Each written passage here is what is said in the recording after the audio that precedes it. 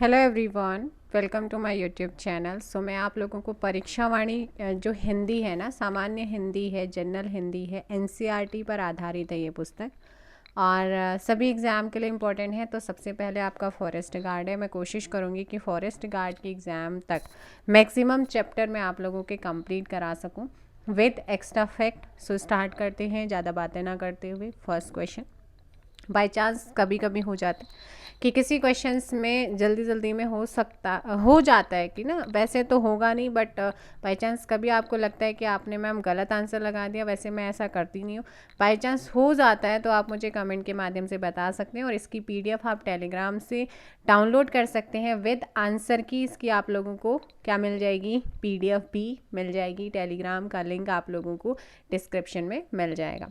So start करें। First question, इनमें में से कंठ ध्वनियाँ कौन सी हैं।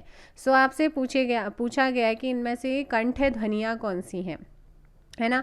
तो कंठ ध्वनियाँ आपको बतानी है कौन सी हैं। आंसर हो जाएगा ए, क और ख। कंठ ध्वनि आपसे पूछा है तो मैं आपको बता दूं, कंठ ध्वनि में कौन कौन से आपके आते हैं। तो आपको पता है क, च, ट, त, प, ये 5 वर्ग होते हैं व्यंजन में, ठीक है ना। व्यंजन के पांचों क्या होते हैं, 5 वर्गों के जो पहला वर्ग है क वर्ग, क, ख, ग, घ, ण, ये आपके क्या आते हैं, कंठ वर्ग में आते हैं। य, र आपको पता है अंतस्थ व्यंजन है, ठीक है। च और ज आपको पता होना चाहिए, च, छ, ज, झ, य, ये च वर्ग आपका किस में आता है, कंठ के बाद तालु आता है, तालु में आ जाता है, ठीक है भाई। और इसके अलावा अगर मैं अब बात करूं यहाँ पर आपका ट और ण, है ना, ट, ठ, ड, ढ, ण, तो ये आपके मूर्धा से बोले जाते हैं। कैसे, मूर्धा आपको याद रखना है। नेक्स्ट आप लोगों का यहाँ पर है, आधुनिक व्याकरण की दृष्टि से ब वर्ण का वैशिष्ट, यानी कि जो ब वर्ण है ना, इसकी क्या विशेषताएं हैं। तो ब कौन से वर्ग में आता है, प वर्ग में आता है। और प वर्ग किससे बोला जाता है, ओष्ठ इसकी एक विशेषता हो गई है, ठीक है, ओष्ठ हो गया है। प आपका ब वर्ग का क्या हो जाएगा, प वर्ग का है और इनकी ओष्ठ से इसका उच्चारण होता है। आप ये देखो कि ये आपका सघोष है या अघोष है। सबसे पहले तो कि ये किस में आता है, ओष्ठ में आता है, ठीक है। दूसरा इसकी विशेषता क्या है कि क्या ये अघोष है या सघोष है। तो आपको पता होना चाहिए कि ये सघोष वर्ण में आता है। तो ये अघोष, ऑप्शन ए तो यहाँ पर कट गया। ऑप्शन बी को देख लेते हैं। अब यहाँ पर एक चीज़ है, यहाँ पर अघोष होगा नहीं, ठीक है। ओष्ठ, स्पर्श। अब मुझे बताओ कि ये अल्प प्राण है या महाप्राण है। अब ना ये जो ब आपका वर्ण आता है, ये आता है आपका महाप्राण में। किस में आता है, महाप्राण में आता है। यानी कि यहाँ जो ब की बात करें, सॉरी ब की बात करें तो वो आपका आता है अल्प प्राण में, लेकिन यहाँ दे रखा है महाप्राण। अब देखो एक चीज़ यहाँ पर है कि मैम आपने कहा था कि दंतोष्ठ है, तो ये आपका जो ब हो ना, अघोष होगा नहीं, महाप्राण होगा नहीं, अघोष होगा नहीं, अल्प प्राण सघोष होना चाहिए। दंतोष्ठ स्पर्श व्यंजन, तो ऑप्शन बी जो करेक्ट है यहाँ पर सही होगा। तो इसे देखो, जो हमारा ब है ना, बकरी वाला ब है, ये दंतोष्ठ है, लेकिन जो व है वो आपका दंत ओष्ठ है, दंत धन ओष्ठ, दंतोष्ठ हो जाएगा। तो ये चीज़ आपने याद रखना। लेकिन इसमें अन्य विशेषताएं अल्प प्राण, सघोष, निर्नुनासिक। लेकिन अगर और ऑप्शन, अगर ओष्ठ वाला अगर डी देखते हैं तो महाप्राण नहीं होगा, आपको याद रखना है। तो इसीलिए आपका यहाँ पर क्या हो जाएगा जो प्रॉपर आंसर होगा वो जाएगा बी। नेक्स्ट क्वेश्चन, जो आपका ये क के नीचे बिंदी लगी है, ग के नीचे बिंदी लगी है, ज के, तो ये ध्वनियाँ किसकी हैं। तो ये एक तरीके से विदेशों से आई हुई ध्वनियाँ हैं। तो हम इसे क्या कहेंगे, ये ध्वनियाँ कैसी हैं भाई, ऑप्शन बी अरबी और फारसी की आगत ध्वनियाँ हैं। नेक्स्ट है आपका, पाणिनीय शिक्षा में ध्वनियों को वर्गीकृत करने के कौन से 5 आधार स्वीकार किए गए हैं। तो पाणिनीय शिक्षा में ध्वनियों को वर्गीकृत करने के वो कौन से 5 आधार जो हैं वो स्वीकार किए गए हैं। स्वर, काल, स्थान, प्रयत्न और अनुप्रदान। 4 का ऑप्शन डी होगा। नेक्स्ट क्वेश्चन है, ये इस टाइप का क्वेश्चन आपके एग्जाम में नहीं आता, लेकिन अगर आप पीजीटी टीजीटी एग्जाम देते हैं ना तो उसके लिए इम्पोर्टेंट है। हिंदी के स्पर्श व्यंजन के 5 वर्गों के दूसरे और चौथे वर्ण होते हैं। तो दूसरे और चौथे वर्ण, तो दूसरे और चौथे आपको पता होना चाहिए। दूसरे और चौथे होते हैं महाप्राण, होते हैं। क्या होते हैं? महाप्राण होते हैं। महाप्राण व्यंजन ऑप्शन हो जाएगा बी। अब पहला, तीसरा और पांचवा वर्ण जो होता है वो होता है आपका अल्प प्राण होता है। ठीक है, नेक्स्ट आपका हिंदी में मूलतः वर्णों की संख्या कितनी है? हिंदी में जो वर्ण हैं उनकी संख्या कितनी है? अगर इनकी संख्या की बात करें तो वो है 52। 6 का हो जाएगा सी। अघोष वर्ण कौन सा है? अब इनमें से आपने बताना है कि वो कौन सा वर्ण है जो कि अघोष है। तो अघोष वर्ण में कौन आएगा आपका? देखो, ज की बात करते हैं तो ज आपका आता है सघोष में, तो ये होगा नहीं। ठीक है, और यहाँ पर अगर बात करते हैं ह की, तो ह बताओ भाई किस में आएगा? ह आएगा आपका सघोष में। तो बचा कौन सा? तो ये वाला सुषमा वाला श और ये वाला श, और तीनों श आपके किस में आते हैं? अघोष होते हैं। तीनों श आपके अघोष है, जबकि ह आपका सघोष वर्ण है। आंसर हो जाएगा आप लोगों का यहाँ पर डी। छ ध्वनि किसके अंतर्गत आती है? तो छ ध्वनि जो है ना, ये किसके अंतर्गत आती हैं? आपने पढ़ा होगा छत्रज्ञ स्र, है ना, छत्रज्ञ श। ये किस प्रकार की ध्वनियाँ हैं आपको पता होना चाहिए। ये है संयुक्त व्यंजन। क्या है? संयुक्त वर्ण या संयुक्त व्यंजन। ऑप्शन हो जाएगा 8 का सी। नेक्स्ट क्वेश्चन आप लोगों का है, जिन शब्दों के अंत में आ आता है उन्हें क्या कहा जाता है? आपने पढ़ा होगा, अगर आपने लुसेंट हिंदी पढ़ी होगी तो आपने पढ़ा होगा इसे अकारांत कहते हैं। क्या कहा जाता है? अकारांत कहते हैं। इनमें से कौन सी ध्वनि अवधि में नहीं है? तो वह ट ठ ड ढ ण। ऑप्शन बी अवधि में नहीं है। निम्नलिखित में से कौन ट वर्ग में नहीं आता है? ट वर्ग में कौन नहीं आता है? ट ठ ड ढ ण। तो ट ठ ड ढ ण, तो घ नहीं आता है क्योंकि ये क वर्ग में आता है। और जो ट ठ ड ढ ण है, ये ट वर्ग आपका कंठ तालु मूर्धा से बोला जाता है। ये आपने है ना, घ जो है आपका कंठ से बोला जाता है। स श ह कौन से व्यंजन कहलाते हैं? तो श श ह आपको पता होना चाहिए कि 12 का आंसर हो जाएगा सी, संघर्षी इन्हें कहते हैं। श श ये तो उष्म व्यंजन होते हैं। ठीक है, उष्म व्यंजन के साथ घर्षण करते हुए जाते हैं तो संघर्षी भी कहलाते हैं, है ना। उष्म संघर्षी व्यंजन इन्हें कहा जाता है। तो ये चारों को उष्म संघर्ष, देखो ओनली स्पर्शी व्यंजन कहा जाए तो वो आपका आएगा कौन सा? जो 25 है। और उष्म संघर्षी आ जाता है तो फिर वो आपका हो जाएगा श श ह हो जाएगा।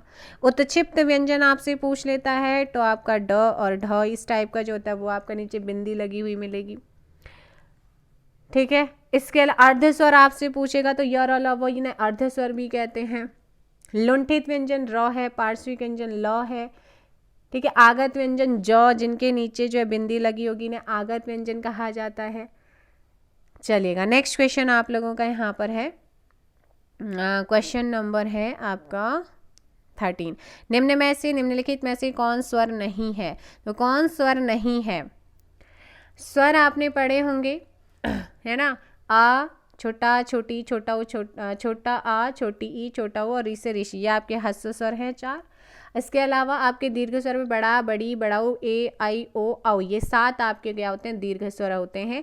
तो आपको याद रखना है स्वर किन्हें कहा जाता है? जिन स्वरों के उच्चारण में कम समय लगता है हम उन्हें क्या कहते हैं? स्वर। हस्व स्वर कहते हैं। और स्वर किसे कहते हैं? जिन वर्णों का उच्चारण बिना किसी अवरोध के या बिना किसी दूसरे वर्ण की हेल्प के उच्चारित होता है उसे हम स्वर कहते हैं। और स्वर 2 टाइप्स के होते हैं, आपका हस्व स्वर, दीर्घ स्वर। हस्व स्वर वो होता है जहाँ पर जिन स्वरों के उच्चारण में कम समय लगा उन्हें हस्व, जिनमें ज़्यादा लगता है उन्हें दीर्घ कहते हैं। हस्व स्वर 4 होते हैं, अ, छोटा, छोटी, छोटा उ और ऋषि ऋषि। मूल स्वर किन्हें कहा जाता है? क्वेश्चन पूछा जाता है तो मूल स्वर भी हस्व स्वर को ही कहते हैं। दीर्घ स्वर कौन से हैं? तो दीर्घ स्वर में बड़ा, बड़ी, बड़ाऊ, ए, आई, ओ, औ आ जाता है। मूल दीर्घ में पूछा जाता है तो मूल दीर्घ याद रखना है, बड़ा आ, बड़ी ई, बड़ा उ और ऋषि ऋषि, ये आपका मूल दीर्घ स्वर में आता है। संयुक्त स्वर में तो संयुक्त में ए, आई, ओ और औ आता है। आगत स्वर भी पूछा जाता है तो आ के ऊपर एक चंद्र सी बिंदी लगी होती है, इसे कहते हैं आगत स्वर। अग्र स्वर आपसे पूछा जाता है तो अग्र स्वर में छोटी ई, बड़ी ई, ए, बड़ी ई, ए और आई, ये आपके अग्र स्वर है। मध्य स्वर पूछेगा तो अ आपका मध्य स्वर है, और पश्च स्वर पूछा जाता है तो पश्च स्वर में आपका बड़ा आ, छोटा ऊ, बड़ा ऊ, ओ, औ, और जो आगत आपका स्वर है ना, ये आपका किस में आता है, पश्च स्वर में आता है। समृद्ध स्वर आपसे पूछेगा तो समृद्ध स्वर में बड़ी ई और बड़ा ऊ आता है। अर्ध समृद्ध पूछेगा ना, अर्ध समृद्ध स्वर में आपका छोटी ई और छोटा ऊ आ जाएगा। विवृत स्वर पूछेगा ना, तो विवृत स्वर में आपने याद रखना है बड़ा आ, आई और औ आ जाता है। अर्ध विवृत पूछेगा ना तो ए, छोटा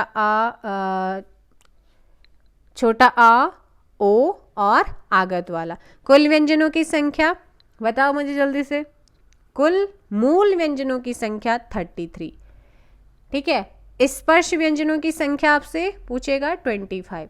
उत्क्षिप्त व्यंजनों की संख्या 2, अंतस्थ व्यंजनों की संख्या 4, ऊष्म व्यंजनों की संख्या 4, आगत व्यंजनों की संख्या 2, संयुक्त व्यंजनों की संख्या 4।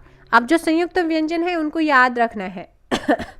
जो छ है ये क्या किससे बना होता है, क, नीचे हलंत लगा होता है, हलंत का मतलब आधा वर्ण, अर्धन श से मिलकर बनता है। जब ये दोनों मिलेंगे तो ये बनेंगे छ।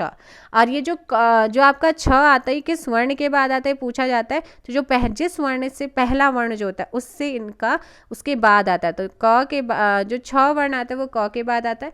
ऐसे त्र की अगर बात करूंगी ना तो ये त्र त धन र से बना होता है, त के बाद आता है। ज्यो की बात करेंगे तो जौ धन य से मिलकर बना होता है। ऐसे ही अगर मैं श्र की बात करूं तो ये शौ धन र से मिलकर बना होता है। ये चीज आपने याद रखनी है। सो आगे चलते हैं हम नेक्स्ट क्वेश्चन की तरफ। अच्छा, अनुनासिक आपसे पूछा जाता है। अनुस्वार के कौन होता है, अंग। विसर्ग जो होते हैं आपको पता ही है, 2 बिंदु लगे होते हैं, ठीक है। चलो आगे चलते हैं। नेक्स्ट क्वेश्चन आप लोगों का है कि 13 था, निम्नलिखित में से कौन स्वर नहीं है। ऑप्शन डी ये स्वर नहीं है, ये आपका अनुस्वर है। स्वर ध्वनि के प्रकार कितने हैं, तो स्वर ध्वनि के प्रकार में आपको पता होना चाहिए। ह्रस्व स्वर, दीर्घ स्वर, एक प्लुत स्वर भी होता है। जहाँ पर दीर्घ स्वर से भी ज़्यादा समय लगता है वहाँ पर आपका प्लुत स्वर होता है। Option D all of these, उपयुक्त सभी। हिंदी वर्णमाला में व्यंजनों की संख्या पूछी है, तो हिंदी वर्णमाला में व्यंजनों की संख्या आपसे पूछेगा 33।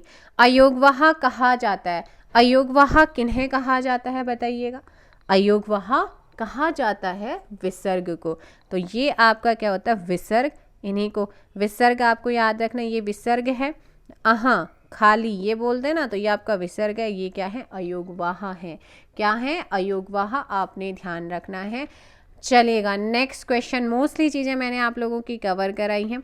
अच्छा, सघोष व्यंजन कौन कौन से होते हैं एक बार बता देती हूँ। सघोष व्यंजन प्रत्येक वर्ग के, जो 5 वर्ग है ना, उन 5 वर्गों का, प्रत्येक वर्ग का जो तीसरा और चौथा और 5वां वर्ण है वो सघोष है। इनके अलावा ड, ढ, ज, य, र, ल, व, ह, और सभी जो स्वर होते हैं वो सघोष कैटेगरी में आते हैं। सभी स्वर क्या होते हैं, सघोष होते हैं। इनके अलावा बाकी आपके अघोष हो जाएंगे, ठीक है। चलेगा नेक्स्ट आप लोगों का है स्वर ध्वनि के प्रकार हो गया, हिंदी वर्णमाला में हो गया, अयोगवाह हो गया। नेक्स्ट आप लोगों का है निम्नलिखित में से कौन सा पश्च स्वर है भाई। अब आपको अग्र स्वर, मध्य स्वर, पश्च स्वर सब बता दी। अब आंसर करो, टाइम वेस्ट नहीं करी ज़्यादा। आ जाएगा ऑप्शन ए। ऑप्शन ए यहाँ पर सही आंसर होगा। अब मुझे बताओ कि जो ई है वो पश्च स्वर है, मध्य स्वर है या अग्र स्वर है। ई, छोटी ई आपका तो याद रखना है, छोटी ई, बड़ी ई, ए और आई आपका किस में आता है, अग्र स्वर में आता है। छ ध्वनि का उच्चारण स्थान है च, छ, ज, झ, किस में आता है, च वर्ग में आता है। और च वर्ग आपका किस है, च, छ, ज, झ, य, तो च, छ, ज, झ, य आपका तालु यहाँ पर करेक्ट आंसर होगा। दंत से आपका अगर पूछता है त, थ, द, त वर्ग, त, थ, द, ध, न। अगर ओष्ठ पूछता है तो प, फ, ब, भ, म। और वर्तस्य की बात करते हैं तो दंत और मशुड़ा, जहाँ पर दंत मूल से होता है तो वो आपका एक तो सुषमा वाला स है, फिर एक र है और ल है, तो ये आपके वर्तस्य में आते हैं। आगे है नेक्स्ट क्वेश्चन आप लोगों का है हिंदी वर्णमाला में स्वरों की संख्या है 19। Option C 11। यरलव किस वर्ग के व्यंजन हैं। इन्हें अर्धस्वर भी कहते हैं। इन्हें आपका 20 का आंसर हो जाएगा ऑप्शन सी अंतस्थ। अनुनासिक का संबंध होता है, अनुनासिक, अनुनासिक का संबंध किससे होता है? 21 का हो जाएगा सी, नाक और मुख। जब उनका उच्चारण होता है तो नाक और मुख दोनों से क्या हो, सांस निकल। नेक्स्ट क्वेश्चन, उनका उच्चारण नाक और मुख दोनों से होता है। तालव्य व्यंजन बताइएगा, तालव्य, तालव्य, मुख के भीतर की छत का पिछला भाग टच, थालू, तालू, तालू है ना, 22 का ऑप्शन ए यहाँ पर सही होगा। त थ द ध न, तो त वर्ग क्या होता है, दंत हो जाएगा। ट वर्ग की बात करेंगे तो मूर्धा हो जाएगा। प वर्ग की बात करेंगे तो ओष्ठ हो जाएगा। हिंदी की ब ध्वनि है, तो जो ब ध्वनि है ना, ये कैसी है, प फ ब भ म, प फ ब भ म, यानी कि दोनों होठ यहाँ पर आकर गोल हो रहे हैं, तो वो हो जाएगा आप लोगों का 23 का ऑप्शन बी, ओष्ठ। निम्नलिखित ध्वनियों में से कौन सी दंतोष्ठ है? दंतोष्ठ, जिसने आपने सेकंड क्वेश्चन के आई थिंक था, वह आपका क्या है, दंत धन ओष्ठ, दंतोष्ठ। ये ऊपर के दांत और निचला होठ जहां पर टच होता है। आगे क्वेश्चन आप लोगों का है, सही कथन चुनना है आप लोगों ने, पढ़िएगा ऑप्शंस को। तो सही कथन में देखो भाई, य और व ध्वनियां कहलाती हैं, य और व क्या कहलाती हैं, ध्वनियां कहलाती हैं, ऑप्शन ए। नेक्स्ट क्वेश्चन आप लोगों का, वर्णमाला किसे कहेंगे? आप पढ़ रहे हैं वर्णमाला, तो वर्णमाला वर्णों के व्यवस्थित समूह को वर्णमाला, हिंदी की श ध्वनि है, हिंदी की स ध्वनि है। 27 का बी हो जाएगा तालु, तो श जो है ना ये तालु से बोला जाता है, ये याद रखना, और य भी आपका तालु से ही बोला जाता है। निम्नलिखित में से दंत ध्वनि कौन सी है, दंत ध्वनि कौन सी है? तो दंत में आपका त थ द ध न आ जाता है, आंसर हो जाएगा त, ऑप्शन सी। च छ, तो ये आपका तालु में आता है, क आपका कंठ में आ जाता है, प आपका ओष्ठ में आ जाता है। नेक्स्ट, निम्नलिखित में कंठे ध्वनियां कौन सी हैं? 29। सो 29 का ऑप्शन ए, क और ख। किस वर्ण का उच्चारण स्थान कंठ और तालु से होता है? किस वर्ण का उच्चारण स्थान जो है कंठ और तालु से होता है? 30 का डी, आई का। किसका होता है? 30 का आंसर हो जाएगा डी, आई का यहाँ पर सही आंसर होगा। ठीक है, तो कंठ और तालु ए और आई, ए और आई आपका क्या है? कंठ तालु। ओ और औ आपका क्या है? कंठोष्ठ है। ठीक है, और नेक्स्ट क्वेश्चन आप लोगों का यहाँ पर है, ओ और औ किस प्रकार के वर्ण हैं? 31। सो 31 का ऑप्शन डी, कंठोष्ठ। निम्नांकित अघोष अल्पप्राण ध्वनि कौन सी है? वो कौन सा वर्ण है जो अघोष भी है और अल्पप्राण भी है? क और त। ठीक है, दोनों क्या है? क और त, अघोष अल्पप्राण। निम्न में से कौन एक अल्पप्राण ध्वनि है? अल्पप्राण ध्वनि, पहला, तीसरा और पांचवा वर्ण प्रत्येक वर्ग का। सो 33 का यहाँ पर जो करेक्ट आंसर होगा वो जाएगा एक का। द ध्वनि का उच्चारण स्थान के आधार पर होता है, त थ द ध न। 34 बी, दंत। नेक्स्ट क्वेश्चन आप लोगों का है, इनमें से कौन सी ध्वनि अंतस्थ नहीं है? यार अला व, ब नहीं आता है भाई, प फ ब भ म किस में आता है? ओष्ठ में आता है। निम्नलिखित में से कौन मूर्धन्य ध्वनि नहीं है? तो कंठ, तालु, मूर्धा, ट ठ ड ढ ण कौन नहीं आता है? 36 का करेक्ट आंसर हो जाएगा आप लोगों का यहाँ पर डी। ठीक है, डी, डी आपका यहाँ पर करेक्ट होगा, क्योंकि ये उत्क्षिप्त है, उत्क्षिप्त व्यंजन है। उत्क्षिप्त जिनके उच्चारण में जीभ ऊपर उठकर झटके के साथ नीचे को आती है, वहां पर हम उसे कहते हैं उत्क्षिप्त। और उत्क्षिप्त दो हैं, ड और ढ, नीचे बिंदी लगी होती जिनके। कामता प्रसाद गुरु ने बाह्य प्रयत्न के अनुसार व्यंजनों के कितने भेद माने हैं? 37। ऑप्शन डी हो जाएगा, 37 का डी, 2। 38, निम्नलिखित में से हिंदी की कंठ ध्वनि कौन सी है? 38 कंठ, ह, ह आपका कंठ में आता है। ठीक है, स्वरतंत्रीय, स्वरतंत्री भी कहते हैं लेकिन ये आपका कंठ में आता है। सो 38 का ऑप्शन हो जाएगा डी। निम्नलिखित में से कौन सी व्यंजन ध्वनियाँ स्पर्श संघर्षी कहलाती हैं? तो ये स्पर्श संघर्षी में कौन आता है? हाँ, स्पर्श संघर्षी, सोच समझ के आंसर दीजिएगा। ऊष्म संघर्षी या संघर्षी नहीं पूछा है, आपसे पूछा स्पर्श संघर्षी। तो स्पर्श संघर्षी में च छ ज झ य आता है, लेकिन ऊष्म संघर्षी आपसे पूछे या संघर्षी व्यंजन पूछता है तो वो आपका आता है श श ह। उच्चारण की दृष्टि से व ध्वनि है, तो उच्चारण की दृष्टि से व ध्वनि कैसी है? दंतोष्ठ। हिंदी की ओष्ठ ध्वनि कौन सी है? व्यंजन ध्वनि सी भ। हिंदी की मूर्धन्य ध्वनियाँ कौन सी हैं? कंठ, तालु, मूर्धा। क कंठ हो जाएगा, त तालु, च हो जाएगा, मूर्धा से ट हो जाएगा तो ट वर्ग हो जाएगा, त आपका कौन सा हो जाएगा? त दंत हो जाएगा और प ओष्ठ हो जाएगा। नेक्स्ट है, निम्नलिखित व्यंजनों में से कौन महाप्राण है? तो ट महाप्राण आपका ठ है। ठीक है, नेक्स्ट है, हिंदी की अग्र अवृताकार संवृत स्वर ध्वनि कौन सी है? आपको बता रखा है, अग्र अवृताकार संवृत स्वर ध्वनि ई आपका यहाँ पर करेक्ट आंसर होगा। क्या हो जाएगा? संवृत बताया था, अर्ध संवृत बताया था, अग्र अवृताकार जो कम हो, ऑप्शन ई। नेक्स्ट क्वेश्चन है, हिंदी की स्पर्श घोष महाप्राण ओष्ठ व्यंजन ध्वनि, हिंदी का वो कौन सी ध्वनि है जो स्पर्श है, घोष है, महाप्राण है और ओष्ठ है? किसकी ये विशेषताएं? भ की ये विशेषताएं 45 का ए। निम्नलिखित में से कौन सा स्वर संवृत स्वर है? स्वर सारे बता दिए हैं। 46 का सी। निम्न में अर्धस्वर कहलाता है, अर्धस्वर किसे कहते हैं? 47 य को, य ऑप्शन ए होगा। इनमें से कौन व्यंजन अल्प प्राण है? 48 च, च अल्प प्राण में आता है।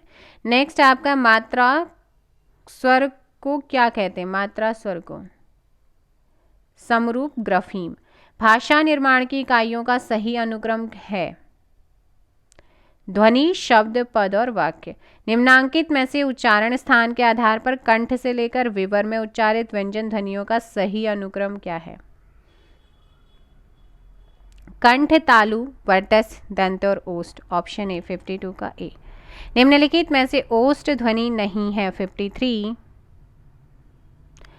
च ओष्ठ ध्वनि नहीं है क्योंकि च छ ज झ य आपका तालु में आता है। अनुनासिक व्यंजन कौन से होते हैं? अनुनासिक किन्हें कहा जाता है? आपसे पूछा गया है। अनुनासिक, अनुनासिक और निर्नासिक। अनुनासिक हिंदी में स्वरों का उच्चारण अनुनासिक और निर्नासिक होता है। अनुनासिक ऐसे स्वरों का उच्चारण जहां नाक और मुख से होता है, जिनका ऐसे स्वरों का उच्चारण नाक और मुख से होता है और उच्चारण में लघुता आती है, जैसे गांव, आँख, दांत। निर्नुनासिक जहाँ पर केवल मुख से बोले जाने वाले स्वस्वर वर्णों को निर्नुनासिक कहते हैं, जैसे अपना, आप, इधर, उधर, घर आदि। ठीक है, तो ये आप लोगों का आ जाएगा। चंद्र बिंदु वहाँ पर आपका अनुनासिक और जहाँ पर विसर्ग वो आपका निर्नुनासिक। सिंपल से ऐसे समझिएगा। ठीक है, अगर कन्फ्यूज़न हो, जहाँ पर चंद्र बिंदु, जैसे मैं गांव लगा, गांव लिखो तो गांव में जो चंद्र बिंदु लगा हुआ है, तो चंद्र बिंदु अगर आता है तो वहाँ पर क्या हो जाएगा? अनुनासिक। जहाँ विसर्ग लगा है वो है निर्नुनासिक। ठीक है, जहाँ पर केवल और केवल नाक से क्या हो, उच्चारण करते समय मुँह से बोले जाए, मुँह से जो है निकल दिए। तो 54 का ऑप्शन हो जाएगा यहाँ पर। कौन सा कर रहे थे हम? अनुनासिक व्यंजन कौन से हैं? 54 का ऑप्शन डी हो जाएगा। वर्ग के पंचमाक्षर अनुनासिक व्यंजन कौन से होते हैं? तो जो लास्ट पांचों वर्गों के आपके क्या होते हैं? एक तो ये ड, य और ण और न और म, ये आपके आते हैं। ठीक है, ये आपके अनुनासिक होते हैं।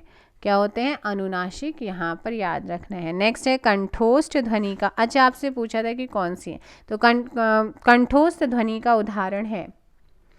सो 55 का ए, औ, ओ और औ आपका कंठोष्ठ हो जाता है। ए और आई आपका कंठ तालु हो जाता है।